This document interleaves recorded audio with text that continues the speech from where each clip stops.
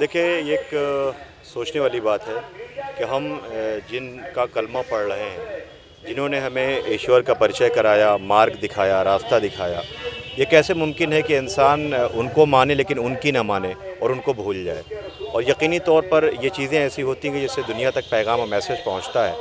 आज इतना बड़ा एहतजाज इसलिए हो रहा है कि वो शहज़ादी रसूल की बेटी कि जिन्होंने औरतों के लिए वो एक प्रेरणा स्रोत हैं, एक मार्गदर्शक हैं कि जिनसे पूरी दुनिया की औरतें जो है वो सर उठा कर के ज़िंदगी जीने की उनको प्रेरणा मिलती है। सऊदी अरब हुकूमत ने शहज़ादी जनाब फ़ातिमा ज़हरा सलामुल्लाह अलैहा के रोज़े को मिस्मार करके